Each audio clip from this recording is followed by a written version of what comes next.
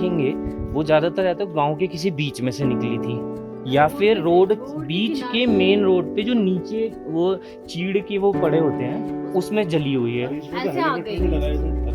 अब वो बुझ कैसे।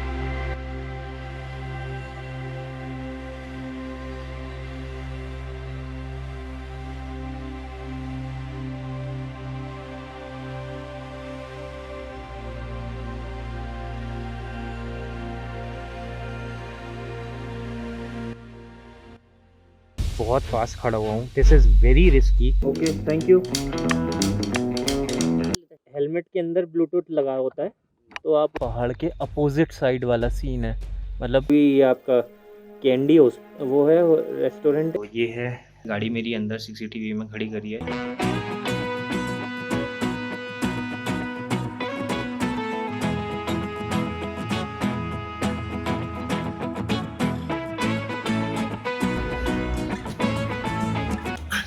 आई थिंक सडनली अब आप लोग ये सोच रहे होंगे कि मैंने यार आज स्पोर्ट्स शू क्यों पहने हुए हैं और ये बैग पॉलीथिन में क्यों बांध रहा हूँ। यार सबसे पहली चीज़ स्पोर्ट्स शू इसलिए पहने हैं क्योंकि आज मेरे पास ट्रैकिंग बहुत है, मतलब राइड के साथ साथ ट्रैकिंग भी करनी है, तो फिर बूट के अंदर ना वो थोड़ा सा कंफर्टेबल नहीं होता था।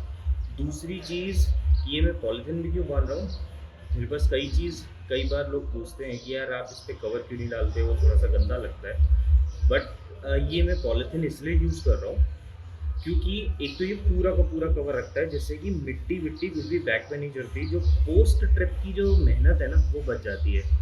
कवर क्या होता है, कवर ऊपर से तो बचा देता है बट नीचे की साइड से वो खुला रहता है। तो इस टाइप का मैंने बात करी है अपने लोकल मार्केट में कि वो इस टाइप का कोई बना दे कि पूरा कवर सा वो बन जाए, उसके अंदर मैं बैग डाल दूँ, तो मेरा थोड़ा सा वो मेहनत जो है वो बच जाएगी।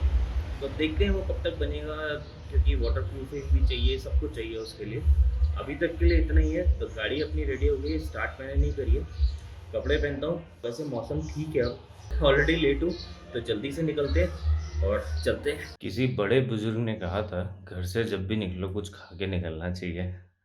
खैर पानी की बॉटल मैंने भर ली है क्योंकि मैं आपको बताया था बिस्लरी वगैरह यूज़ नहीं कर रहा हूँ। गियर्स में सारे पहन रहा हूँ except boot.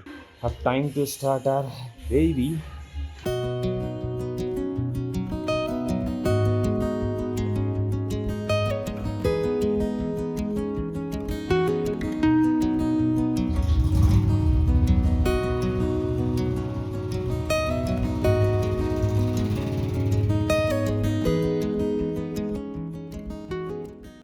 Good morning from Dwarahat. तो यार आप लोग ऐसा मत सोचो कि गुड मॉर्निंग अब हो रही है तो अभी तक क्या था, आधा यार उस टाइम पे नींद में था।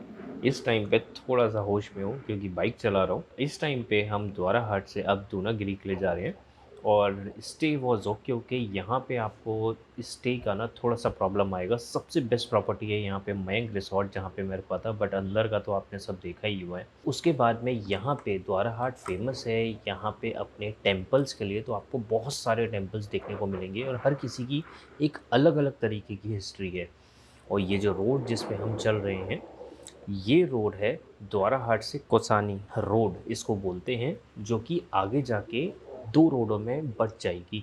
और जो दूसरी रोड होगी वो हमारी द्वाराहाट से दूनागिरी के लिए होगी। अब ये जो रोड पे ये छोटे छोटे से गांव और बहुत प्यारी प्यारी सी आपको व्यूज़ ये सब चीज़ें दिख रही होंगी यार।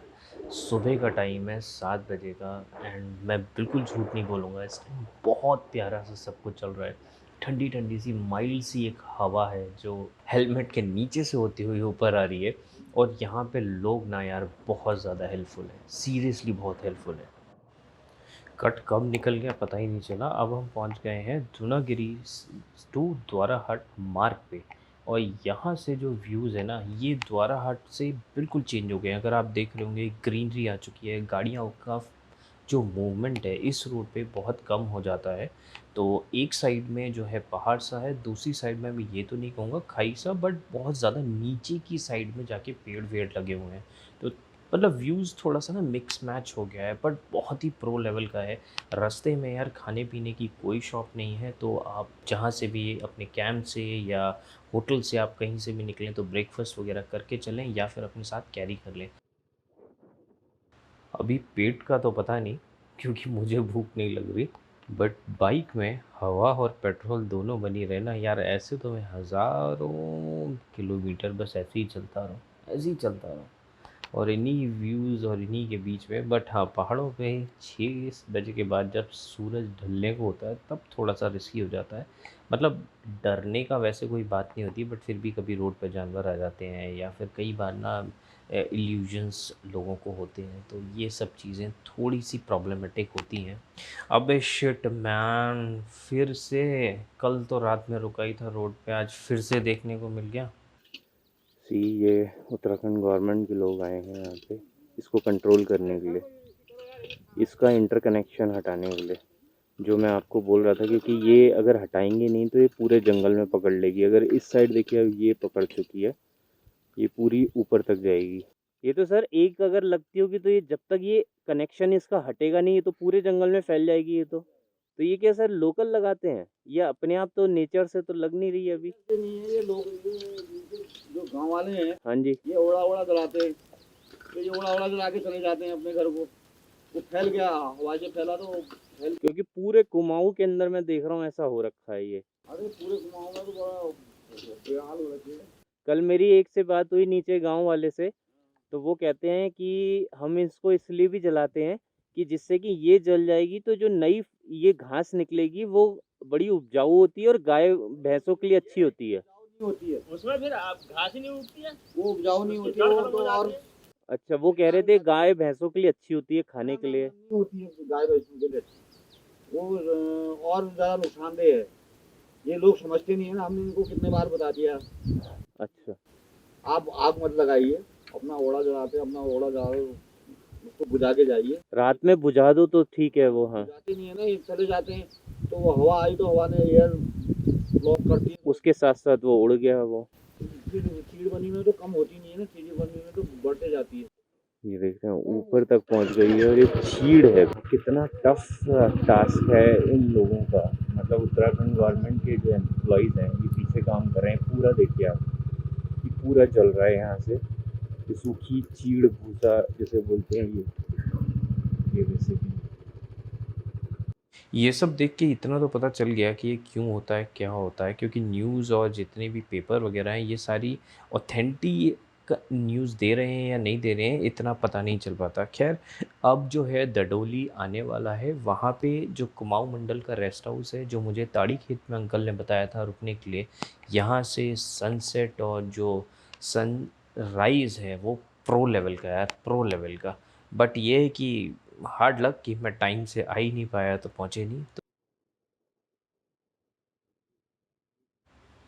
लेफ़्ट में ये जितना सारा एरिया आप देख रहे हैं सब हिमालयन रेंजेस हैं, बट इसके अंदर ये जो फॉगी जैसा दिख रहा है ये इसलिए है क्योंकि आग का धुआं उड़ रहा है, और सामने वो रहा हमारा रेस्ट हाउस। भैया, ये आप यहीं की हैं डिडौली इसके? अच्छा, कल इसका मैं नंबर ढूंढ रहा था, मिला ही नहीं मेरे को यहाँ पे। फिर ये आपका जो वेबसाइट पे नंबर है वो शायद नैनीताल उसका लगता है, उन्होंने फ़ोन ही काट दिया। तो मेरे को नीचे रुकना पड़ा। यहाँ अभी स्टे का होता है क्या? अच्छा, आप अपना या कोई कांटेक्ट नंबर है यहाँ का? डायरेक्ट नंबर वो ले लेता हूँ ना, क्योंकि अगली बार के लिए फिर क्या है कि। हाँ जी भैया, क्योंकि कल मैं इसी चक्कर में, और उन्होंने नीचे ताड़ी खेत में बताया था कि अगर आपको मैं पहले फ़ोन कर दूंगा ना तो आप भी अरेंजमेंट वगैरह कर लेंगे। अब मैं एकदम आता तो आपको भी कैसे करते फिर आप भी? कोई दिक्कत नहीं होती है ऐसे। हाँ जी भैया। रूम अगर लगे रूम अवेलेबल है तो ऐसी कोई दिक्कत नहीं है, लेकिन चीज़ों में थोड़ी दिक्कत होगी। तो हाँ, एक आइडिया रहेगा। और फिर एक्चुअल में उन्होंने बोला था अगर यहाँ कुछ नहीं मिला, मान लीजिए अगर एक केस को, तो आसपास कुछ नहीं है, फिर जंगल है, आप कहाँ जाएंगे? जबकि उन्होंने बोला था यहाँ से व्यूज़ अच्छे हैं, सब कुछ अच्छा है। सीरियसली यार, यहीं से देख के मैं आइडिया लगा सकता हूँ और कह सकता हूँ कि must must must visit place है। अगर आप दूनागिरी की साइड में आ रहे हैं तो यार ऑब्वियसली आप ये कुमाऊं मंडल का जो रेस्ट हाउस है आप इसको ज़रूर ट्राई करिए, क्योंकि नीचे क्या है, द्वाराहाट में आपको कई सारे होटल तो मिल जाएंगे, बट उनमें ना ऐसा व्यू तो नहीं मिलने वाला और ऐसी शांति बिल्कुल भी नहीं मिलेगी। यहाँ पे आप चाहें कहीं ना भी घूमने जाएं, आप यहाँ बैठकर सिर्फ सनसेट और सनराइज़ देखिए। सामने पूरी की पूरी ग्रीन वैली बनी हुई है, उस ग्रीन वैली को देखते हुए आप, मेरे को लगता है, पूरा दिन ही काट देंगे। फाइनली दूनागिरी टेम्पल आ चुका है। अब मुझे ये देखना है कि बाइक कहाँ पार्क करूँ। भैया किधर लगा दें बाइक?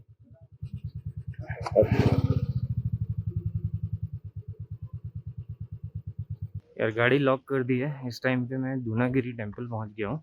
यहाँ छोटी मोटी सी 2-4 शॉप्स बनी हुई हैं। शूज़ पहन के आप ऊपर जा सकते हैं। जय हो माता जी। ये 365 स्टेयर्स है जो ऊपर तक जा रही है। बीच में यहाँ पे सबसे पहला एक रेस्टोरेंट है और ये शायद पूरा बंद इसलिए कर रखा है बंदरों की वजह से, आई थिंक। इतने सारे घंटे लगाए गए हैं, बहुत ही प्यारे से यार। इस टाइम पे मुझे कोई श्रद्धालु दिख नहीं रहा। हो सकता है ड्यू टू कोविड कोई आया ना हो।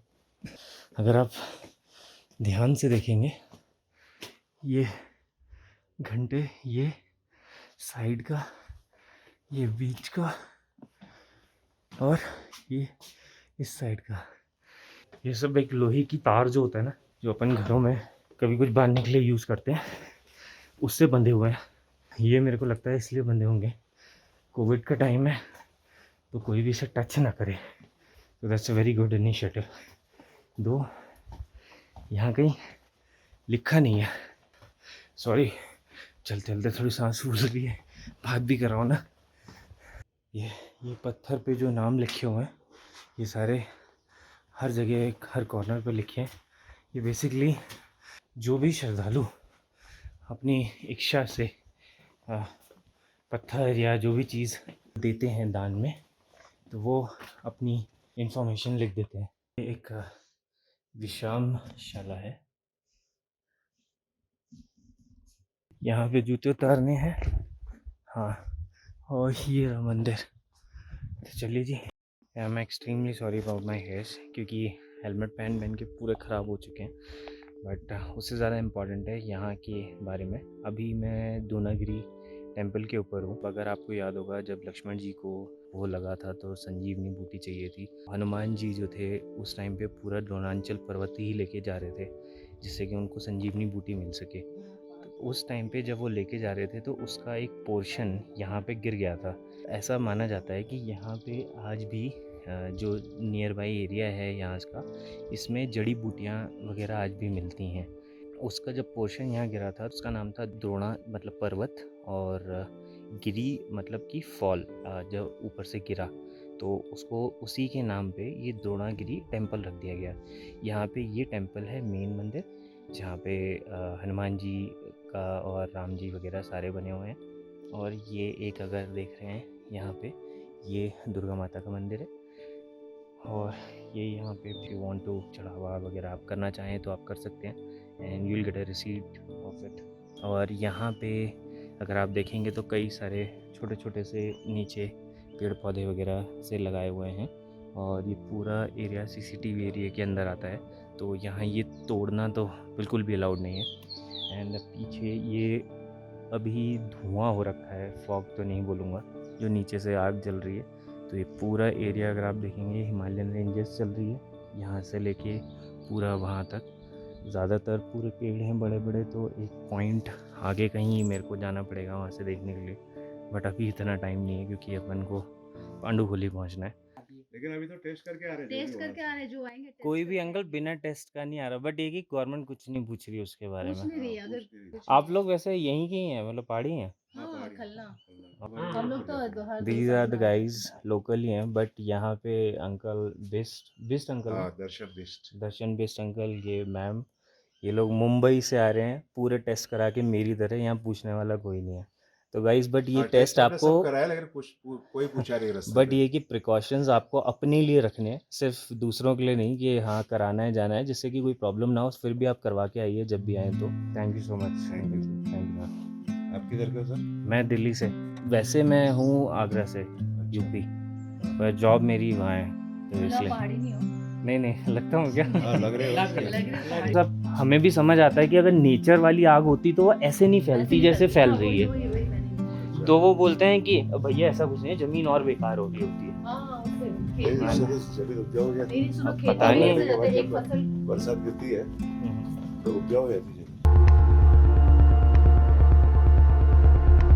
भी बंद होती हैं उस टाइम पे ये लोग